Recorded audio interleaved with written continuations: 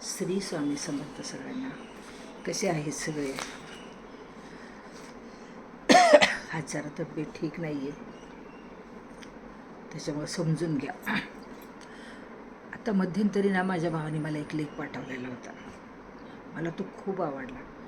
असं वाटलं की तुमच्याशी बोलावं.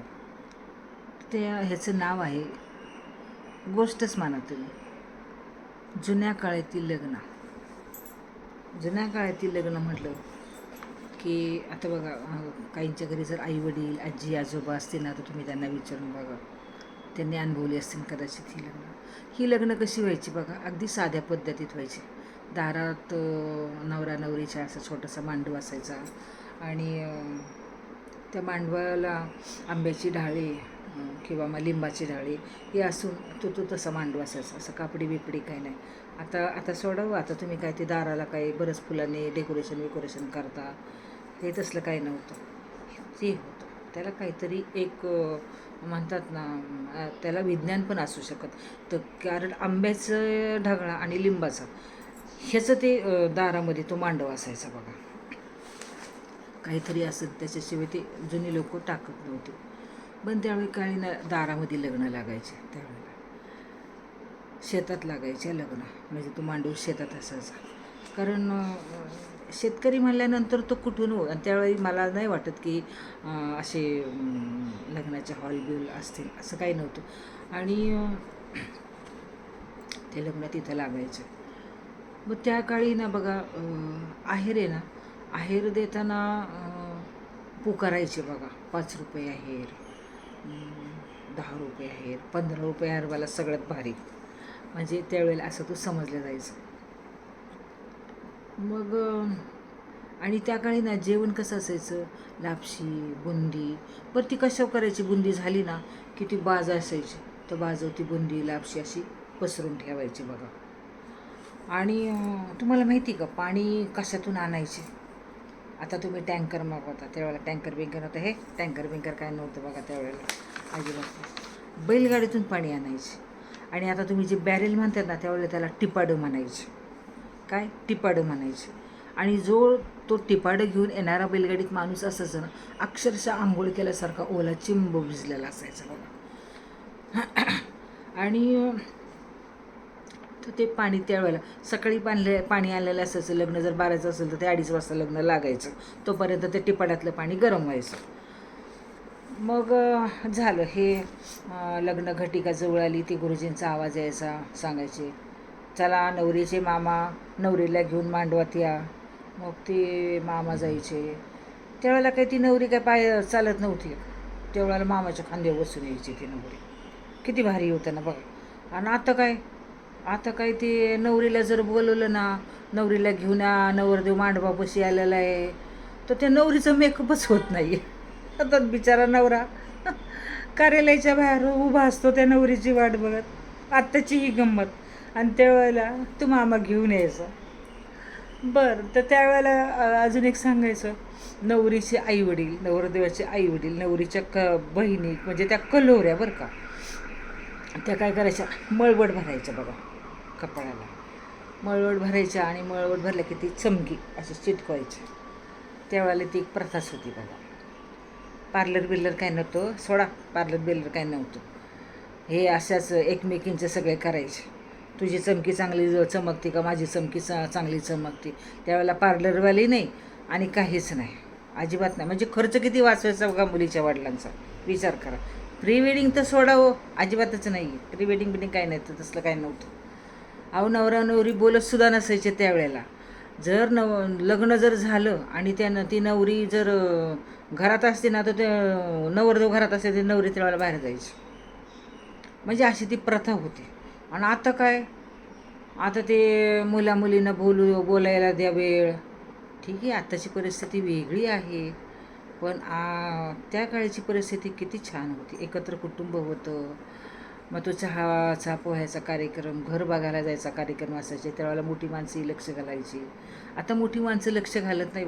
म्हणून तर हे असं चाललेलं आहे ना, काड्यावरून डोकलवून देतात किंवा काय करतात, हे असे प्रकार चाललेले आहेत. त्यावेळेला होतं का काही, घर बघायला जायची, मुलाची माहिती काढायची, मुलीची माहिती काढायची.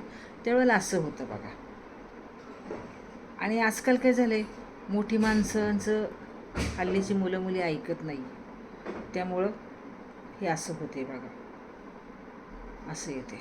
बरं आणि बरं ते लग्न जर झालं ना, म्हणजे त्या काळातलं आपण परत मागं येतो.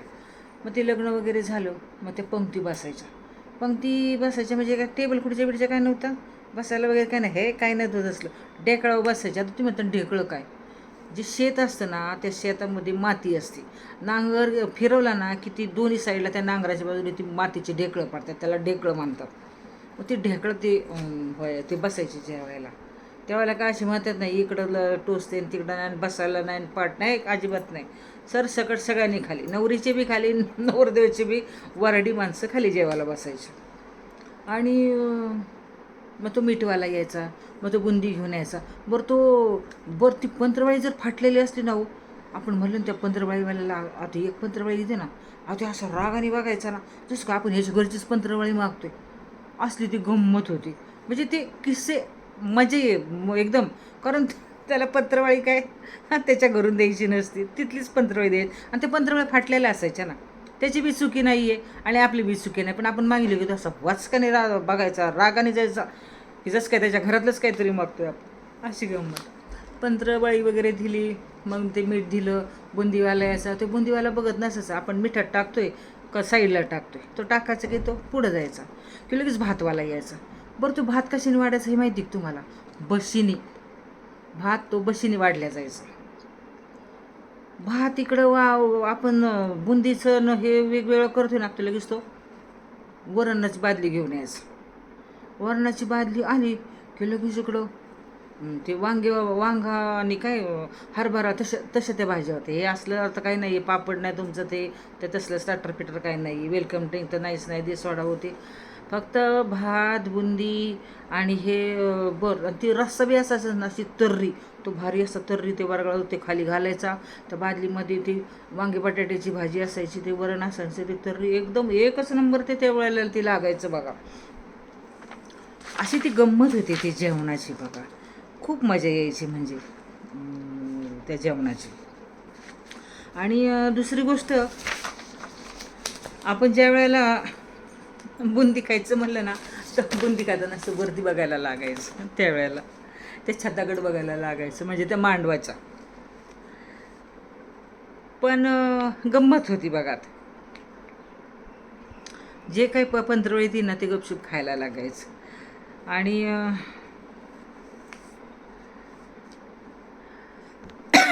काही मिनटातच पंत्रवाळीवरील जसं पाणी खाली झिरपतं, तसंच खाली पडलेला तो जो ढेकूळ असतो ना मातीचा, तो सगळा ओला चिंब व्हायचा, सगळा तो ओला व्हायचा आणि असा तो खाली बसायचा तो म्हणजे अशी काही ती त्या काळाची लग्न होती बघा, जुन्या काळातली.